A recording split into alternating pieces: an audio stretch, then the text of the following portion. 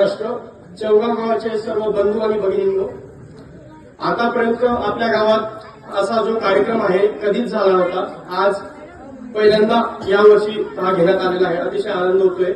आणि जे लहान लहान मुलं मुली त्यानंतर गावकरी बंधू त्यांनी छान प्रकारे महाराजांबद्दल माहिती दिली. मी जास्त वेळ तुमचा काही घेणार नाही, फक्त 5 ते 10 मिनिटं या ठिकाणी बोलणार आहे. तर सर्वांना जय हिंद, जय महाराष्ट्र. आणि येथे जमलेल्या सर्वांना मानाचा जय शिवराय.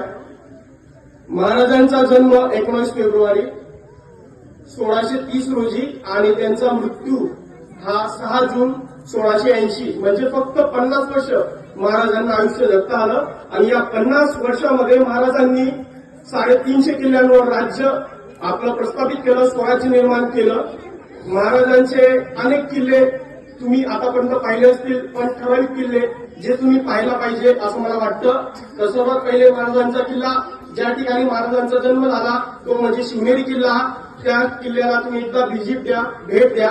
दुसरा किल्ला जिथं महाराजांची राजधानी आहे रायगड, तिथं मी स्वतः जाऊन आलो आहे आणि त्या किल्ल्याला सुद्धा एकदा भेट द्या. एक अप्रतिम आनंद त्या ठिकाणी पाहायला मिळतो. त्यानंतर महाराज कुठे युद्ध करून आले का, त्यानंतर एका किल्ल्यावरती विश्राम करायला यायचे. त्या किल्ल्याचं नाव आहे विश्रामगड. कधी त्या किल्ल्यावर एकदा व्हिजिट देऊन पहा. 5 तासाची झोप फक्त 5 मिनिटात कशी होते तुम्हाला हे पाहायला मिळेल त्या किल्ल्यावर. त्यानंतर शेवटचा किल्ला म्हणजे प्रतापगड.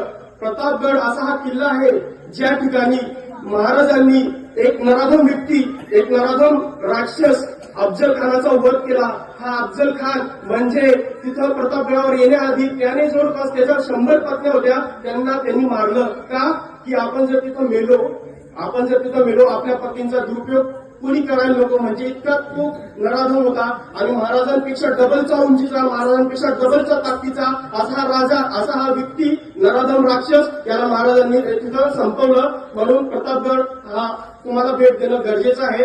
असे अनेक किल्ले महाराजांनी निर्माण केले. या किल्ल्याला नक्की भेट द्या.